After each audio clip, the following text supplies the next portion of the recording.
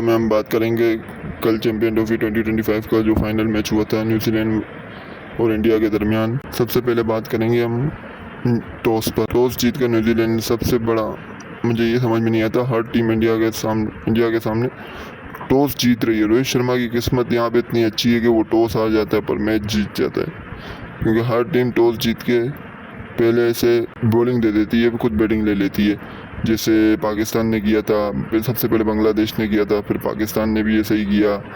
फिर न्यूजीलैंड ने तीसरे मैच में इनको पहले बैटिंग दे दी थी तो इनको 250 पे रोक दिया था, पर ये खुद नहीं बना पाए थे। फिर ऑस्ट्रेलिया ने भी 265 लगा दिए, फिर इंडिया ने चेस कर दिए। कल न्यूजीलैंड ने फाइनल मैच के अंदर भी 251 रन लगा दिए थे। फिर इंडिया ने लास्ट एक ओवर पहले चेस कर दिए। तो मुझे ये समझ में नहीं आ रहा, इतना हाई प्रेशर मैच है, आप उनको बैटिंग दे के देखो तो सही यार। जैसे 2023 के वर्ल्ड कप में इंडिया ने ऑस्ट्रेलिया ने टॉस जीता और इंडिया को पहले बैटिंग करने के लिए दे दी। उनका खुद का ग्राउंड था, उनको पता था किस तरीके से खेलना है, पर उनको पहले बैटिंग करने के लिए दे दी। और शुरू में ही इनके एक आउट कर दिया, फिर रोहित शर्मा ने अच्छा स्टार्ट दे दिया, पर वो 240 से ऊपर जा ही नहीं पाए। तो उन्होंने ईजी ट्रेविस हेड ने और मार्कस लबूशेन ने ईजी होकर खेल के मैच को ख़त्म कर दिया। यही कल न्यूजीलैंड को भी करना था। सबसे पहले टॉस जीत के इनको बैटिंग देनी थी और खुद बॉलिंग करते हैं। इनके पास स्पिनर भी अच्छे थे, इनके पास इंडिया से मुकाबले में फास्ट बॉलर इनके पास ज़्यादा अच्छे थे, तो ये उनको रोक सकते थे 225-230 पर उन्होंने सबसे बड़ा बंड ये मारा था, खुद पहले बैटिंग ले ली। पहले इनको बैटिंग देनी चाहिए थी इंडिया का पेशेंट टेस्ट करना चाहिए था। इंडिया को बैटिंग देके ये खुद टारगेट चेस करने की तरफ जाते।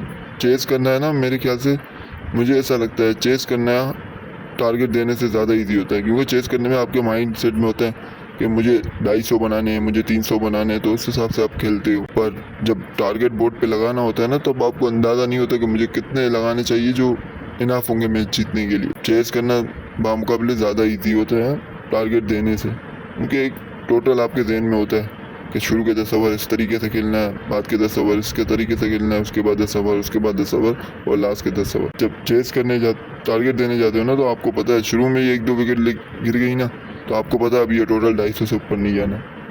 और न्यूजीलैंड ने तो स्टार्ट भी अच्छी कर दी थी रचिन रविंद्र और विलियंग तो फिर भी थोड़ा स्लो खेल रहा था 60-62 के स्ट्राइक रेट से, और रचिन रविंद्र ने 127 के स्ट्राइक रेट से अच्छे रन मारे। प्लेयर ऑफ द टूर्नामेंट भी वही रहा है, होना भी उसको चाहिए।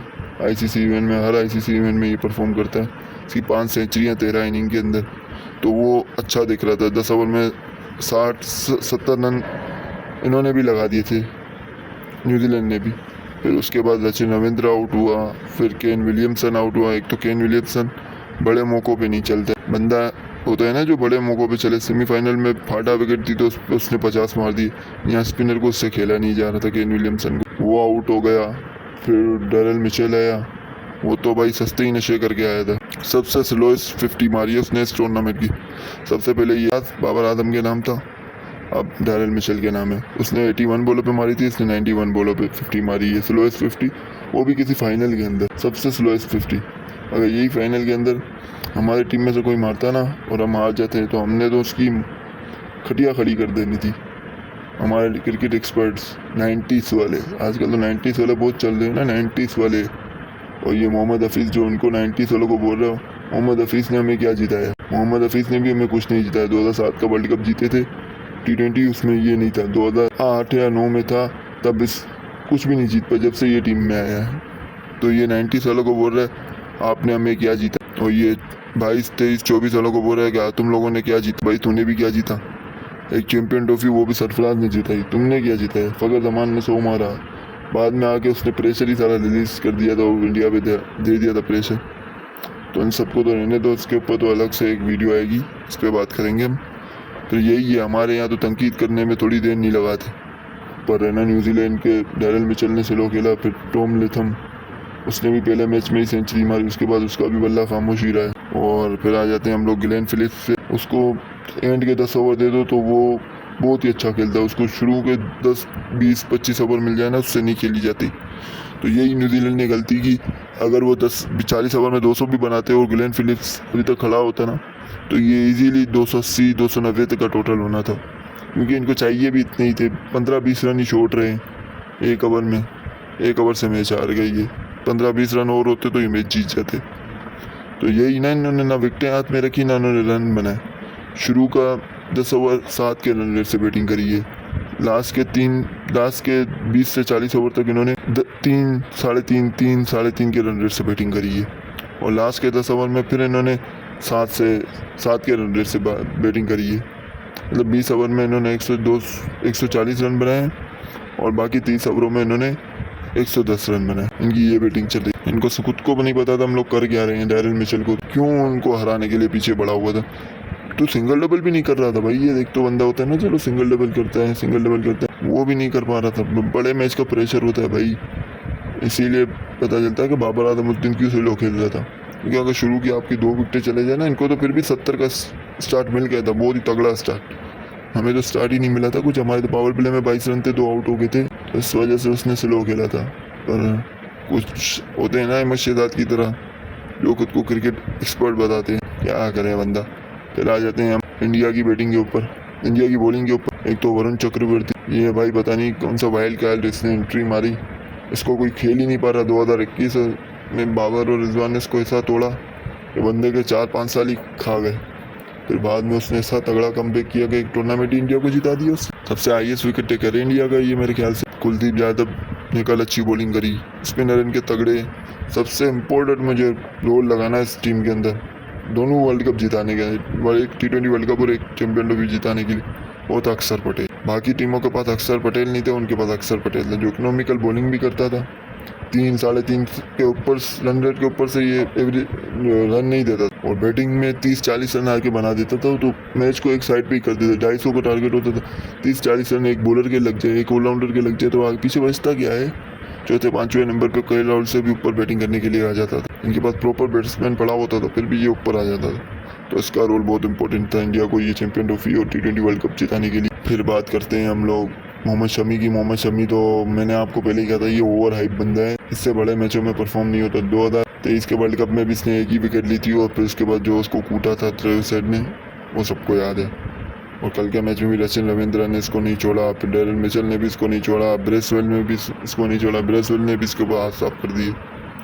तो ये ओवर हाइप बॉलर है, इसके पल्ले है नहीं कुछ, इसको बिला वजह इतना हुआ बनाया हुआ था। फिर हम आ जाते हैं इंडिया की बैटिंग के ऊपर। रोहित शर्मा ने फिर तगड़ा स्टार्ट दिया। शुभमन गिल तो फंसा ही हुआ था, उसने 16 बॉलों पे 32 बॉलों पे 16 रन किए हुए। फिर उसने 1-2 चौके मारे, तो फिर उसके 40 बॉलों पे 25 रन हुए। फंसा हुआ था। इंडिया ने 17 ओवर में 100 कर दिए थे। मुझे तो लगा ये चेज हो रहा है, 40 ओवर के अंदर ये चेज हो जाएगा, 40-35 ओवर के अंदर, जिस हिसाब से रोहित शर्मा खेल रहा था। फिर एक ही मतलब 100 रन पे 17 ओवर 100 रन पे एक भी आउट नहीं था। और फिर 20 या 10 रन पे इनके 3 आउट हो गए, विराट कोहली, रोहित शर्मा और शुभमन गिल। एक तो न्यूजीलैंड वाले मैच बना के रखते हैं या मैच जीतते हैं ना, वो उनकी फील्डिंग की वजह। कल शुभमन गिल का भी कैच देखा होगा, गिलेन फिलिप्स ने कैसा पकड़ा बंदा भाई। इसके पास बॉल गया ना, मतलब समझो कैच हो ही जाएगा। दोबारा टर्न मार के अपने ड्रेसिंग रूम की तरफ चले जाओ, इसके पास अगर इसके पास कैच जाता है तो नहीं छूटता है। फिर हम बात करें माइकल ब्रेसवेल ने अच्छी बॉलिंग करी। न्यूजीलैंड के कल फास्ट बॉलर इतना काम नहीं है। एक कैरिस जेमिसन ही था जिसने 4 के रन रेट पे रन दिए, बाकी 8 के रन रेट से ने दिए विल रूक ने और एथेन स्मिथ ने 2 ही ओवर कराए, 11 के रन रेट से रन दिए। रचिन रविंद्र ने अच्छी बॉलिंग कराई, स्पिनिंग। ग्लेन फिलिप्स ने 6 के रन रेट से रन दिए, पर मतलब अच्छी बॉलिंग कराई।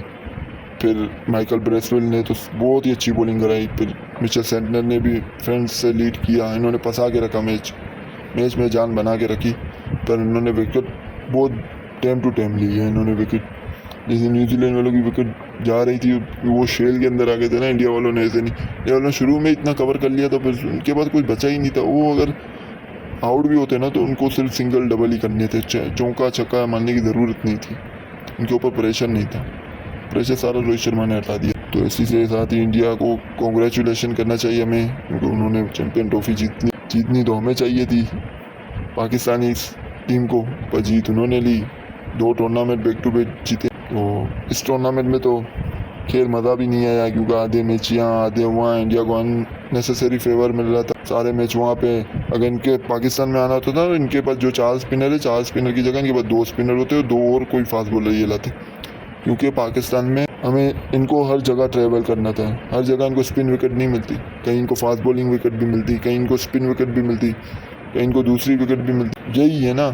पर इन्होंने ना प्रेफर क्या किया, स्पिन। दुबई में क्या है, स्पिन विकेट है, यूज पिचेस थी, स्पिन विकेट थी, एक ही ग्राउंड में खेलना अननेसेसरी फेवर था। इस टूर्नामेंट को तो इस टूर्नामेंट को जीतने से भी इनको कुछ नहीं मिलना था, क्योंकि इनको अननेसेसरी फेवर मिला है भाई। मेहनत थी इनकी पर अननेसेसरी फेवर।